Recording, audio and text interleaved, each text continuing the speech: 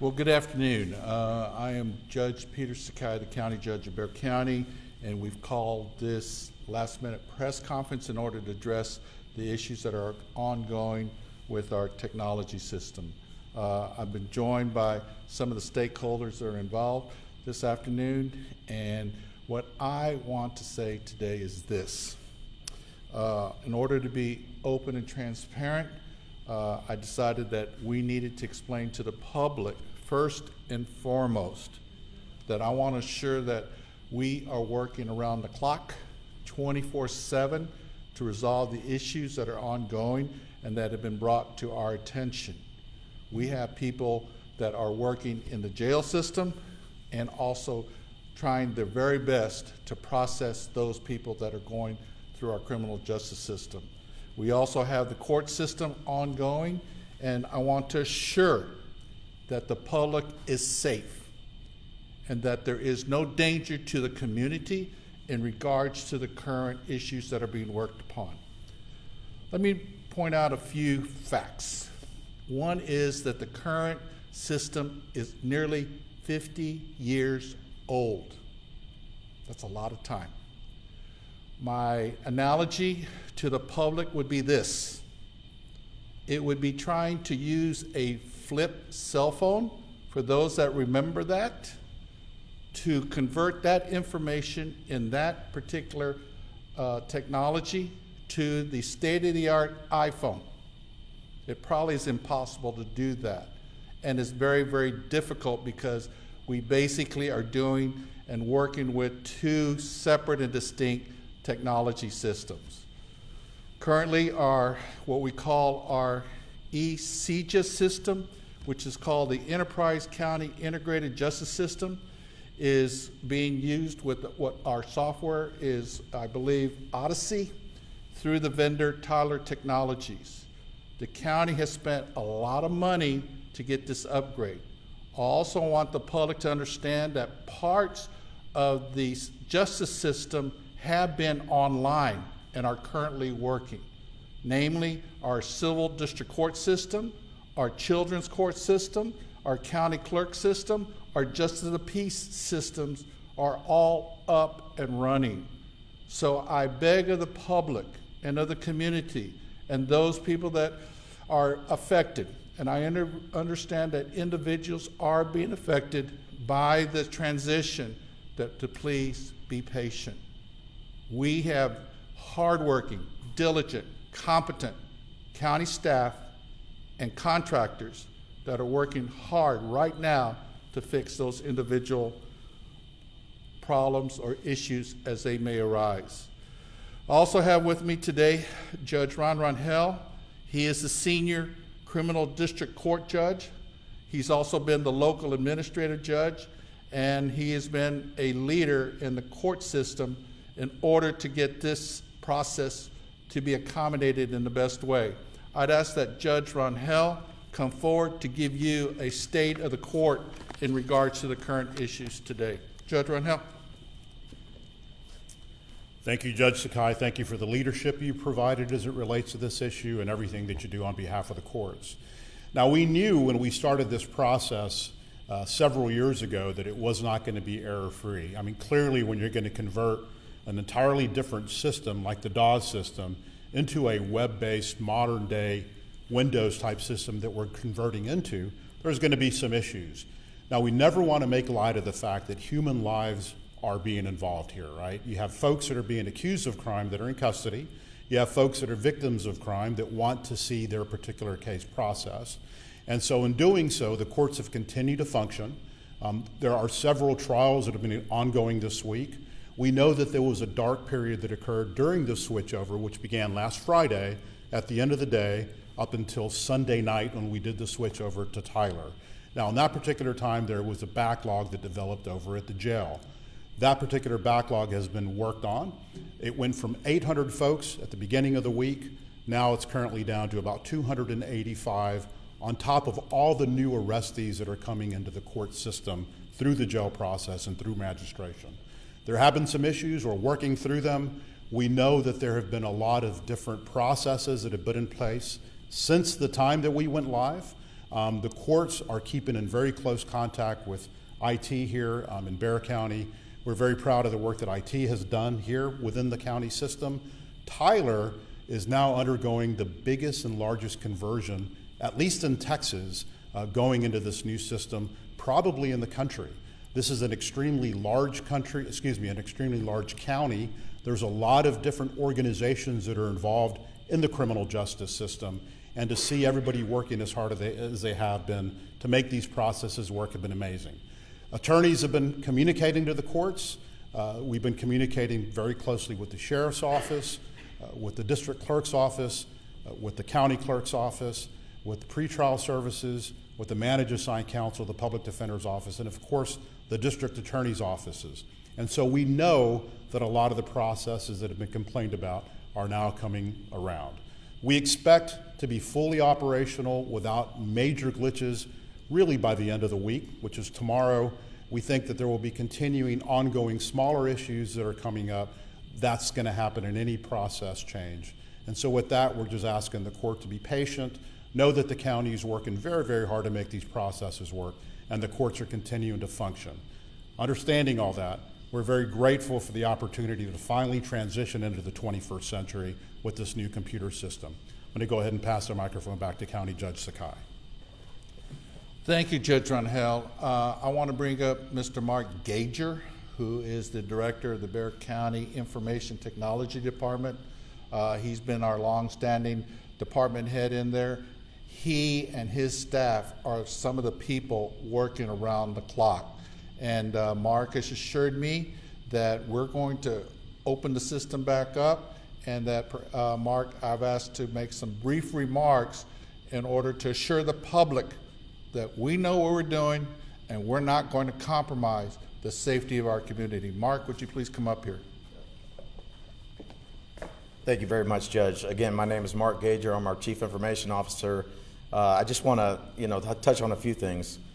Judge Rangel and Judge Sakai kind of alluded to the fact that we knew a system like this and a change like this would be bumpy and there would be issues, and it's not uncommon. It's actually normal for systems to have a lot of bumpiness and some issues that get resolved. We have a large support team working on this. As Judge Sakai said, we're staffed 24/7.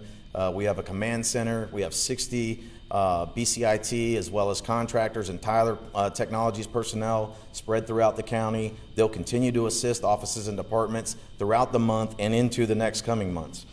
We have processes in place, like I said, to resolve those issues. We rank and prioritize this in coordination, or those issues in coordination with the offices and departments. So we want to focus on those most critical issues first.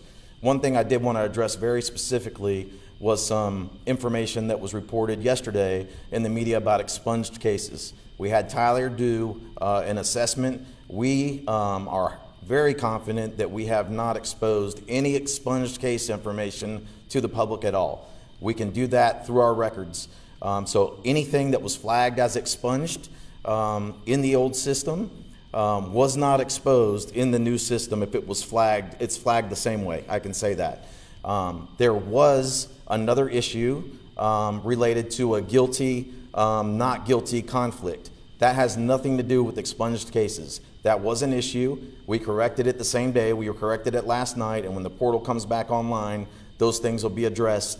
But that issue had to do with a data migration and a code mapping issue where we were moving, again, from the old legacy mainframe system to the new system. There was a conflict in a couple of codes. So the way that works is every person has really three things that are showing up on the portal. There's a lot of stuff, but there's their plea, there is their final disposition, which is what the court or what the jury or the judge decided, and then there is a reporting feature, which is also called a stat closure, and that stat closure is where the conflict was showing up. We've corrected that across all cases where it happened, and it won't happen again. The stat closure is a reporting piece to the OCA. So we're confident now in the data. We've tested it last night. We put the fix in place. We will be opening the portal. It should be open by the time we get out of here. The portal will again be open to the public and all of our justice partners, all of our attorneys. So again, that portal will be open. But I just want to, reiterate the fact that we do have people that are working on the system, and we're very confident in all the analysis we've done. that the expunged cases are not being shown. Now, I will say this, they have to be expunged and flagged in the system, and the court and the county has a process. So to be expunged, a case actually has to have a judge's order that is signed and approved and associated with the case in order for that case to be expunged, right? So we're confident, again, that our old system matches what's in the new system with regards to expunged cases. So with that, I don't know if I want to pass it back to Judge Sakai. Thank you, Mark. I want to recognize Commissioner Rebecca Clay Flores, Precinct 1. She has shown up here today to see what she could do in order to assist any of her constituents.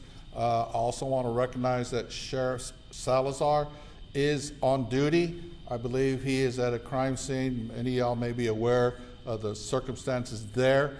We have his Deputy Chief Jansen, the Deputy Chief who works at the Bexar County Jail. So at this time, I will pause in order to allow question and answers, and then whatever particular person can best answer those questions. The floor is yours. Judge, earlier this week, another reporter of the case had asked about issues and problems that y'all are experiencing, but we were told that there were no issues. So what happened 2-3 days ago to now? Well, quite frankly, the media has brought those issues to the forefront, and we were able to isolate those particular issues. We have now all come together. The Commissioner's Court has lent itself, the county manager's staff, our whole county team has come together to join together with the BCI team and to coordinate. And I think this is an example of how we are now operating here in Bexar County. I was on the phone with the sheriff after those issues were brought to my attention. I was in touch with Judge Ron Rangel. I was in touch with our BCI team, Mark Gager.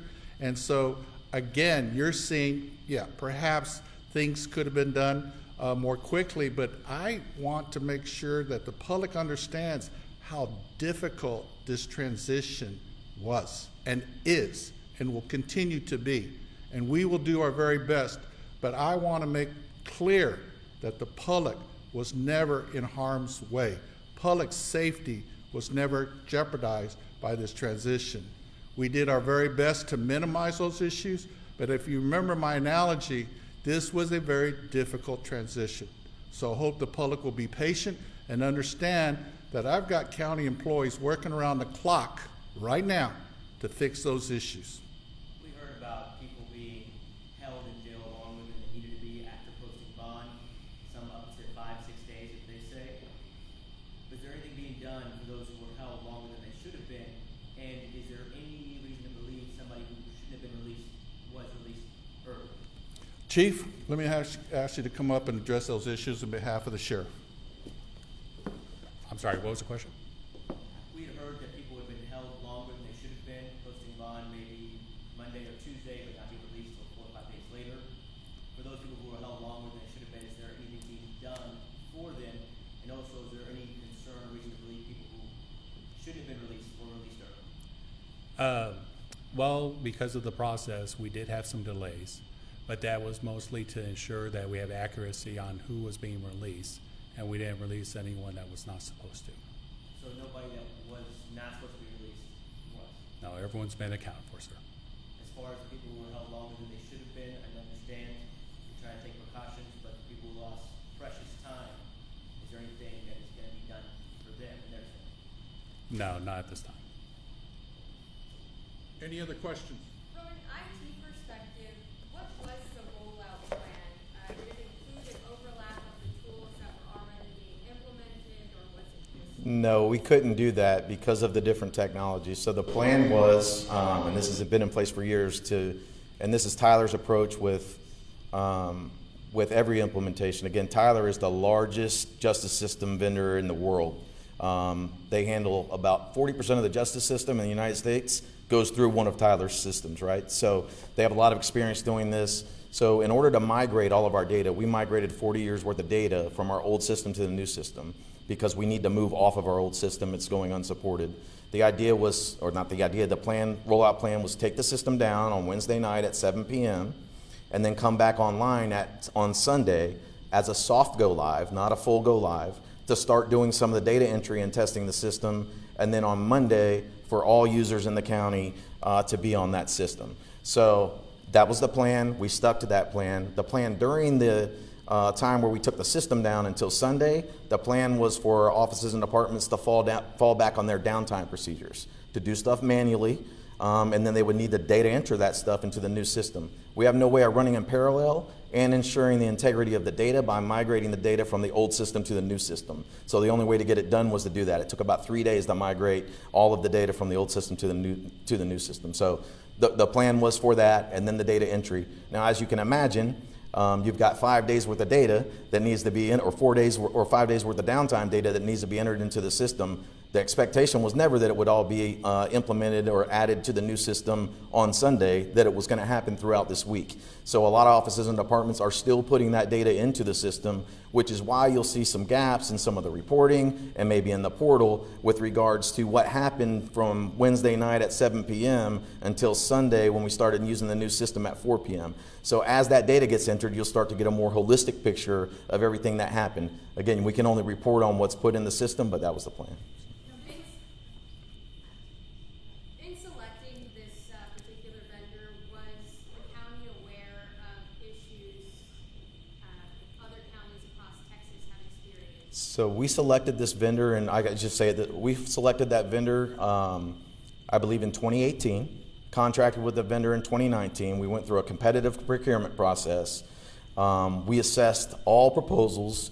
We did our reference checks, and we felt comfortable unanimously. It was a unanimous decision from all of the elected officials that support the offices and departments at the time, from the representative of the criminal district courts, as well as the county courts at law and juvenile probation. All of those elected officials unanimously selected and recommended Tyler Technologies to the court. The court, Commissioner's Court, in fact, at the time was not going to approve this unless it was a unanimous selection. So yes, we did our due diligence, we did our reference checks, but again, we selected that vendor in 2018. So up until the information that we had at that time, I'm certain that we did our due diligence. Again, like I said, they were the only qualified vendor that we felt was positioned to be able to support the county. They support the 22, or they have their systems in 22 of the largest counties in Texas, in over 80 counties in Texas. They have 14 statewide contracts across the United States. They're in LA County, they're in Atlanta. So they have all of the major counties in the country as their customers, right? So we felt really comfortable with that based on a lot of reference checks we did. News is news, stories are stories, but we actually followed up individually with those offices and departments in those various counties as reference checks. So. Were there conversations of preventative measures to be taken to prevent something like this? Because you said, there are hiccups to be had, with such a large system taking over such an old one.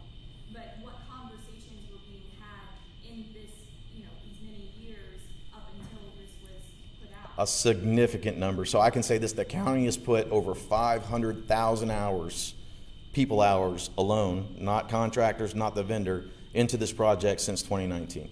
This is 500,000 hours. Daily meetings, numerous meetings. We've had over 200 county employees that were dedicated to this project over the last 4.5 years from all offices and departments. We had subject matter experts identified in each office and department, decision makers identified, as well as IT and Tyler. So yes, we talked about risk. We tested the system over and over again. Data migration, we did 15 rounds of data migration over 4.5 years and tested each time to refine. We had numerous test cases. We've created over 900 business process documents and quick reference guides that show people how to use the system. We've had years, if not years, of training, formal training, sit-down training. So yes, we've prepared. We feel like we've done everything that we could do to prepare, and we're continued to focus on this. So. One more question. You were saying that wasn't the case, that if it was expunged in the old system, it would not show up in this new system. Can you explain why there might have been confusion in the story that we read? I don't know about where the confusion may come from, but I can say this. Expunged cases that were migrated over were put into a special security group. They cannot be shown. Of the 13,800 expunged cases we had in the mainframe, we only brought over 1,855 of them because they required a further review before we can completely get rid of the records, right? So, and we know that those were locked down, and there weren't any of those Well, I know from Tyler's analysis that none of that was accessed. Now, again, I can't speak to a potential non-flag on this. I'm speaking from a technical standpoint. I know that flagged expunged cases were not displayed on the portal, 100%. Let me ask Judge Rangel to come forward from a court perspective, because I want everybody to understand that we have multiple entities that tie in: law enforcement, district attorney, all the court systems, the entire court system. This is a huge undertaking that we have taken on in order for us to get to the state-of-the-art, up-to-date, which will make it more user-friendly, make it more open, make it more transparent, make it so that the media can have meaningful access than trying to work our outdated system. But Judge Rangel, in regards to expunctions, which is a sensitive issue, would you please give the court's perspective on this? Yes, it's a very good question, and it's a very important one, right? Because obviously if a case has been expunged, that means an individual has a right to say that they've never even been arrested. All records of that expunction then should be destroyed, all records involving an arrest. There's at least 15, 16 different agencies in the county when somebody gets arrested that get reported that incident of arrest. So when somebody goes through an expunction process, they go before a district court, the court signs an order. Now, subsequent to that, it takes at least 120 days for that process then to go through for a record to be fully expunged in all the different agencies that carry this particular record. Think of Department of Public Safety, think of the District Attorney's Office, the Clerk's Office, all sorts of FBI. So you got federal, you got state and local agencies that carry these records of these arrests. So once they receive that particular order, it takes them a process to destroy these records. We, within the district court's office, our district court administration did an evaluation of all those that had been identified as potentially being expunged. Turned out that that process had not fully been completed. So what the transition did when we went over to Tyler Odyssey is it basically just exposed the raw data. It wasn't as if Tyler then pulled some expunged record, brought it forth to the public and so they could be found. It's basically a process that takes a little bit of time, more time than what I think the attorneys anticipated. And as a result of that, that full final expunction had not taken place on those that had been reported by the media. With regard to that, I have an example of a case that was beyond the 120 days and then even beyond the 30 days from when they got the expunction. So, and that was still on the website. How does something like that happen? I don't know what specific case you're talking about. I do know that there were some cases that were reported on, or maybe the attorney didn't do the final part of that process, or maybe that particular document had not been, the record of expunction had not been sent over to all of the agencies yet. But it was something that was in process. We didn't find anything that had been stopped. We did not verify anything that basically had fully been expunged, gone through the entire process of having records destroyed and still being reported. And two-part question, really. I know that Mr. Geiger, had mentioned that they had 13,000 cases identified and 1,500 needed to be flagged, but shouldn't all the data have been destroyed if they were subject to expunctions? Why do you extra? I can't speak to the technology of that. I'm going to pass it over to Mr. Gager. No, let me handle that from the civil side, because the civil district courts handle the expunctions filed through the civil district courts. I think the law has been amended to require many of the criminal cases to go back to the courts of original jurisdiction. I will tell you that sometimes those orders, what we call final orders, are not prepared at the date that the court has given a ruling. There are times that people forget to bring those orders. Those orders sit. Occasionally, the district clerk may take time to process those orders. Another dynamic is that people have a right to appeal those expunction orders, especially the Texas Department of Public Safety, the other law enforcement agencies. They're very strict in the granting of expunctions. And if there is not clear entitlement of an expunction, those cases then get reversed and we have to redo it. So as I understand it from my BCIT, we can't just purge when the court rules. We have to allow orders to be signed, orders to be processed. We must let appeal processes process and be completed. So I hope people understand that in our justice system, sometimes justice doesn't always go as fast as what people want it to be. But at the same time, I, as a judge, committed to the rule of law, want to make sure that we do our very best, that we don't make mistakes. And that's the reason why I beg the public's patience in this particular circumstance, that we're trying to get it right. I apologize for those individuals that have been affected unnecessarily with extended jail days or jail stays, so to speak. So at this time, I'm going to close the press conference. Obviously, everybody in the room who is here has the opportunity to talk to the press, or press, y'all can talk to whoever you wish. I wish y'all a good day.